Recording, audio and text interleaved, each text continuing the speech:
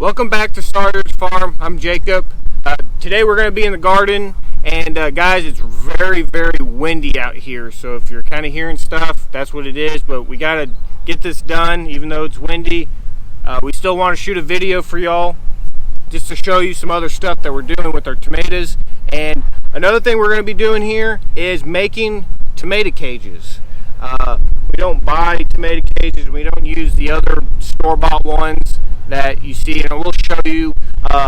So this design, we did not think of this, okay? We actually got this idea, I think it was a few years ago, from Arms Family Homestead. Daniel over there, he's the one that kind of showed us this, and we got some. So what it is actually a, I believe it's called concrete reinforcement mesh. But mainly, I mean, kind of, it's just really small rebar is what it looks like, okay? And it's about almost, I'd say, 5 feet tall. And we really like these cages. I'll never buy, a different type of tomato cage other than this. We really like them. They're sturdy, and you can get them in the ground, and they're a lot taller. And tomato plants, they can get very tall depending on the varieties and stuff. And so these work very well, and they hold up the tomatoes when they're fully loaded. Those other ones just don't do very well. Alright, so the thing you're going to do is you're going to cut however long it's going to be. We think for ours it's 10 squares, and I don't know the exact dimension, but it's 10 squares including this piece right here. And so what you're going to do to make this a circle, come over here on this end, on the end that doesn't have the flat end, and then you just turn it in just like that, okay? And then just go down on each and every single one of them all the way down and do this exact thing, and then we're going to hook it together, and then one other thing, and we're pretty much going to be done making this cage. It's very easy.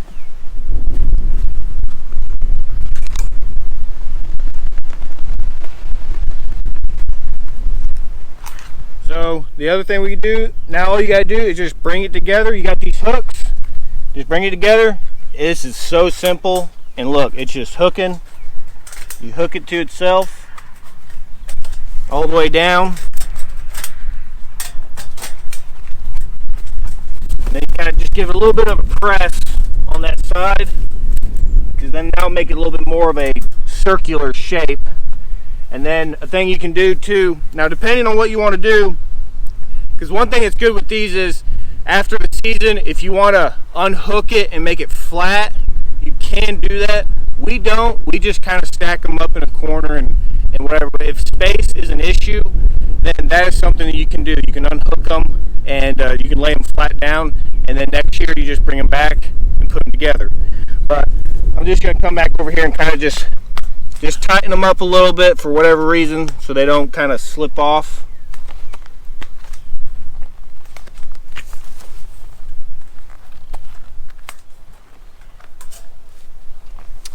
Now the other thing, last thing, is on the bottom. Now we just do one square, because the other square you'll have, a line going around.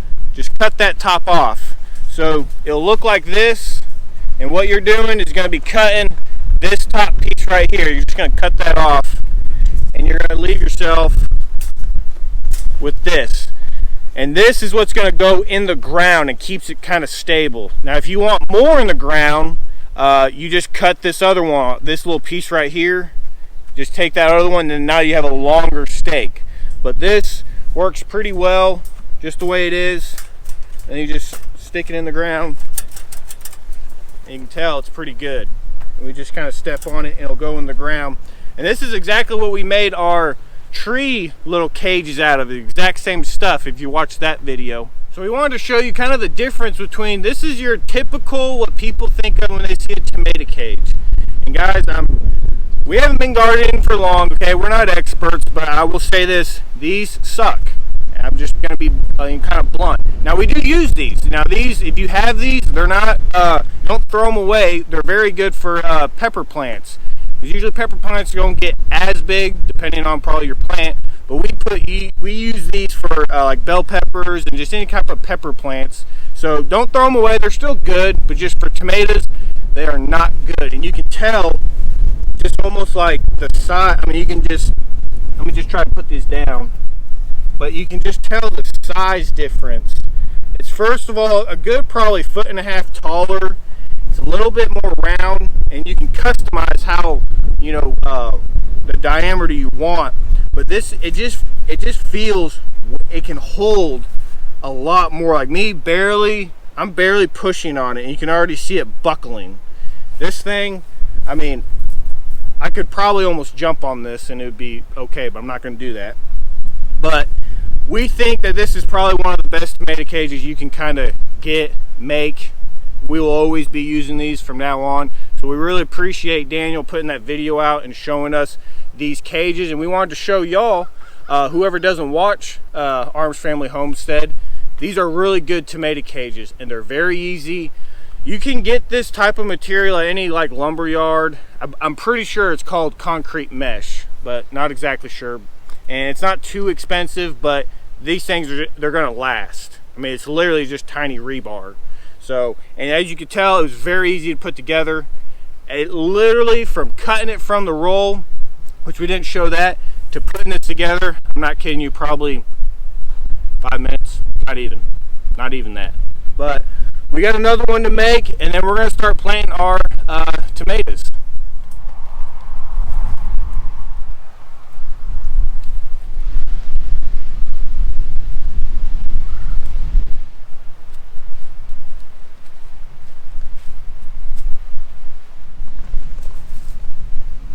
Alright, so I'm going to show you how we do our first tomato, and then the rest of them we'll probably put like on a time lapse or something like that. But the only thing we do, and of course like you guys know, we do have the wood chips on our raised beds. We just kind of scoop the wood chips back like I already did here. And then tomatoes, I've had a lot of people ask me how do we plant our tomatoes. Tomatoes is one of those plants where you can bury, and you actually want to do this, it helps the tomato out. You want to bury that tomato pretty deep. All these hairs on here, they will form roots and just make the plant stronger. So when we're planting our tomato plants, we bury them pretty deep, just right from the get-go. The only fertilizer we use for our tomato plants is our own rabbit manure. And what we do is I just dig a pretty deep hole, like I said. And then I'm just going to get a scoop of rabbit manure. Maybe a scoop and a half. 2 scoops. And you're going to get your tomato plant. Just kind of squeeze the bottom of the container like that. And this particular one is a jet setter. We're trying these for the first time this year. We have a ton of different varieties of tomatoes we're doing this year, but this is what this one is. And you set it in that hole, and like I said, you're just going to bury that pretty deep.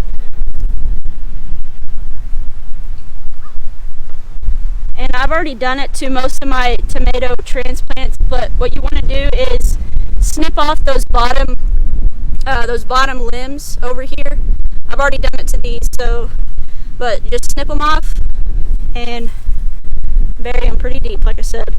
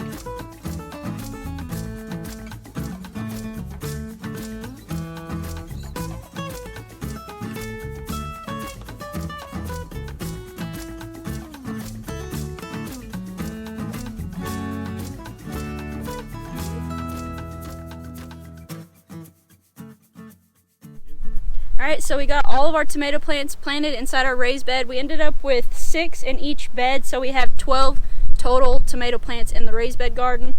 All that's left to do is to water them in real good, but I wanted to come on and show you guys when you're watering your tomato plants, you want to make sure to try your best to water at the base of the plant. Tomatoes don't like when the leaves are wet, it spreads diseases on the tomatoes, so try your best when you're watering your tomatoes anytime to water at the base. So I'll show you. You just want to water right at the base as much as you can. Of course they're going to get rained on, that's fine, but you just want to limit the amount of water that gets on those leaves.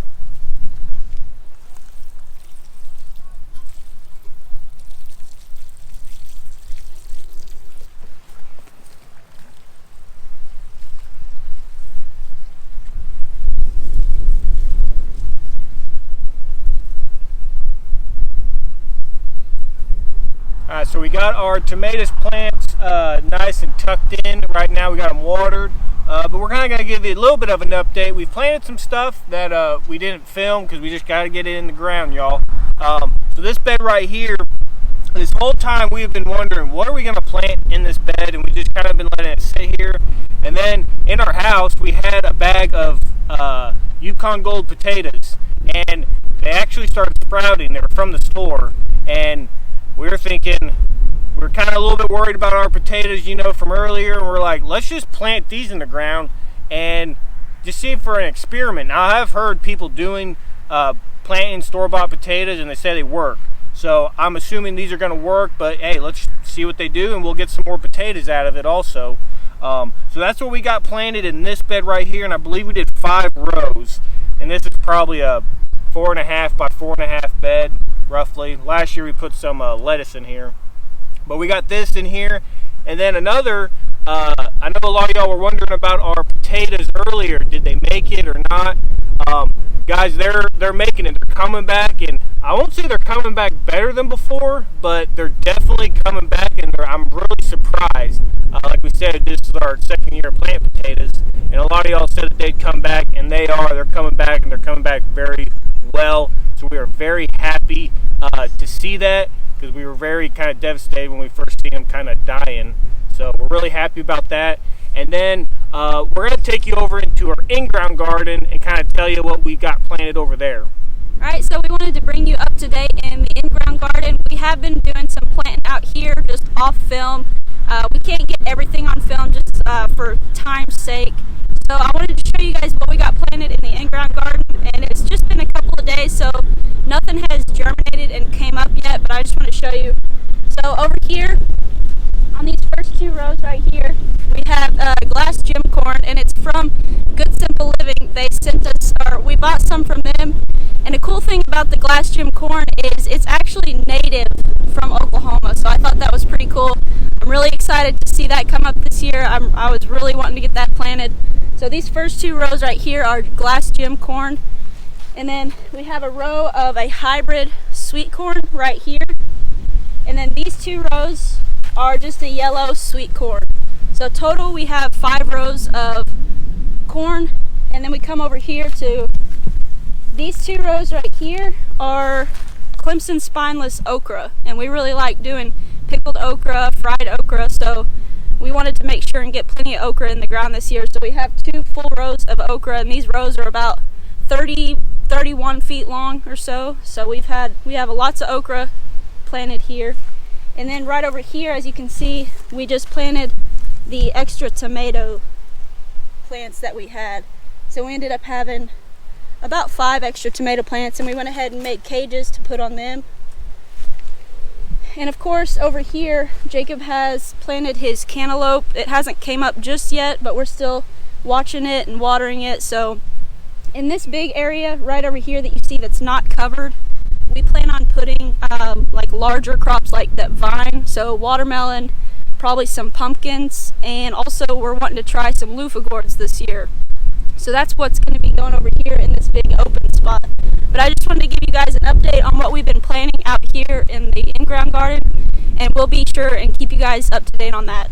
So y'all, we really hope you enjoyed this video. Hope you took something from it. Hope you start using those tomato cages, because I'm telling you, you will not be sorry in doing that. And they're very easy to make. But guys, if you like this video, hit the like button. Got any questions about something, leave them down in the comments.